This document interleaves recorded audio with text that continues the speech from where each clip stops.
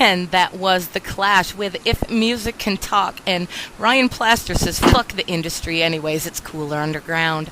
I do believe you're right. We've got Julie in the shout box who is posting links for us. Thank you for doing that, honey. We've got a Facebook fan page for the Goatskins that she's got the link to right there and on our shout box. So y'all go ahead and go like them or join them or do whatever the hell Facebook makes you do with them and support them because you guys are great. And thank you for being here. And guess what? We get to have some live music up next. We're going to have one that was written just for tonight. This is going to be the very first recording of the song, which I'm honored at that. So you guys take it away. This one is called Behind the Wall.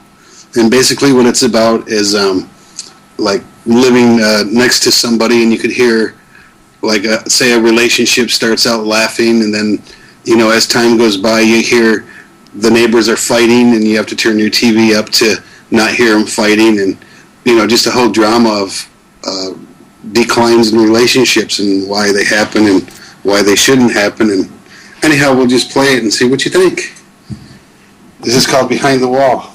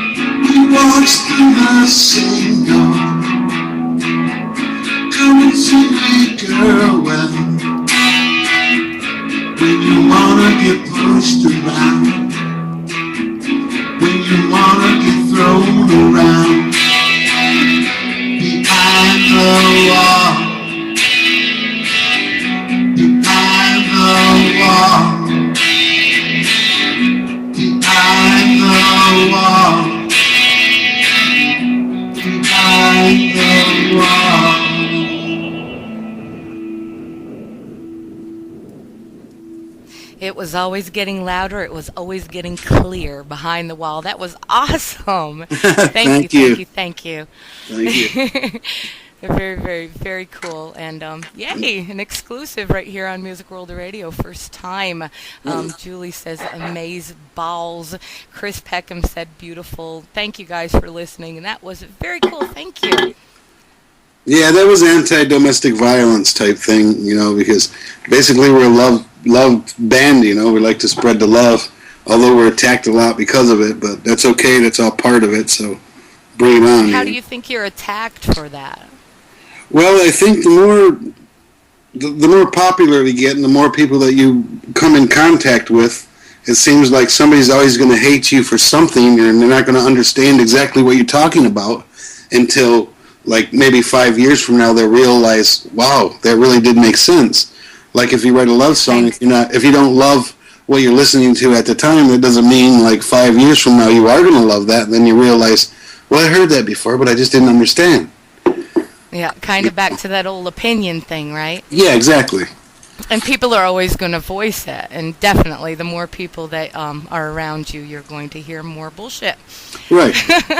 Which is good. I mean, that's a freedom of speech, and I'm all for that, definitely. Oh, it's great. It's great. It's great, man. If there was only one way to look at things, I'd be bored as hell. Oh, my God. Right? I don't see so good with these eyes anymore. Who's getting old around here? Hey, we're going to watch it with the... I'm chronologically dysfunctional. I don't know anything about age. No, I don't understand time either. Chris says, sounds like the old BMF shit brothers. Love it. Yeah. BMF. I remember when we opened up the record store back there in that hometown, I had to go get the license for it, and you had to come up with a name. And basically it was called Books Music, or Bad Motherfucker Recordings. And they said, well, we can't give you a license for that because blah, blah, blah. So we changed it to BMF, Books, Music, and Friends. So it became BMF, but actually it said Bad Motherfuckers, Another little small town thing there. But actually the town, I don't mean to cut it down, because our hometown is really a beautiful place, and there's so much talent there, and there's so many good people. But I don't understand why there should be more solidarity there. And I don't understand why there's not. And at this point, I don't care. I think at small places like that, I think people just get used to what is. I think change is hard for a lot of people. And one of the things about, the small town mentality, I think, is just that they hold on to and embrace what they've got. And they don't progress as much as when you go into a city and there's, 10,000 people there that are all hustling and bustling and right. meeting that, status quo. It's just different, and I think that's partially where you get your spirit from and what you have to tell to everybody out there. Well, I think I'm fortunate. I'm fortunate enough to work with somebody who's equally as passionate in the project as I am, and everybody who does do what the Goats do are equally as passionate, so it's not like there's any walls, you know what I mean, to piss behind. Yeah. Hell yeah. We're pissing on walls again. Hey, we got to have some class around here. That's just how it works. Oh, yeah. Class is where it's at. It is. Whatever class. I've been dying to say cunt since you told me I could say it on the sound check. Oh, I'm proud of you. You did it. Yeah, but see, they need to be directing it towards me, and I don't want to be called names right now, so. Oh, you poor thing. Parental advisory intact. Go, little Queenie. Go.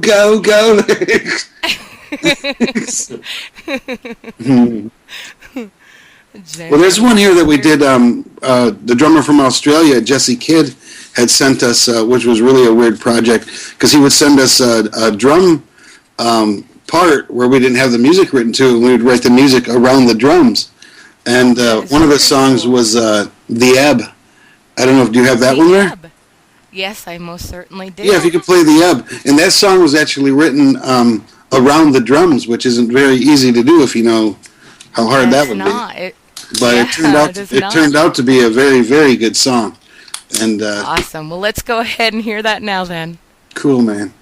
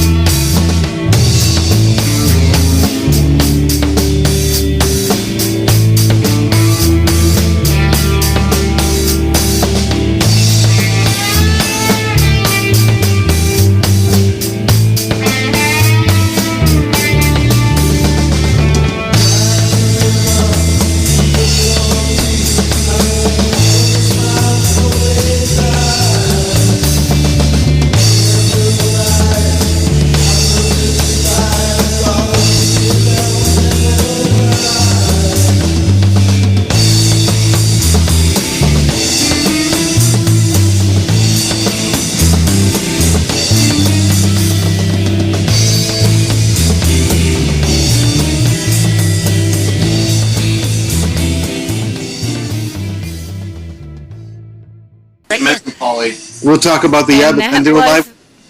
We're going to talk about the ebb and do it live right now because you are live. Ha! We're live now? We are. See how it sneaks up like that? Oh my God, I can't believe I just said I'm talking. Did I make your face red? No, but I had to stand up because I was talking through my ass. Oh, you've been doing that since before. Yeah, well, I couldn't get reception, so I had to stand on my head with tinfoil on my toes to get reception.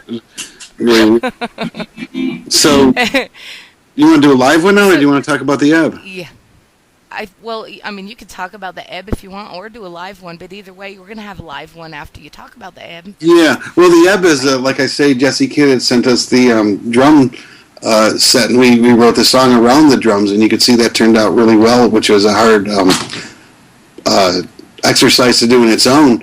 And one of our friends, Paulie from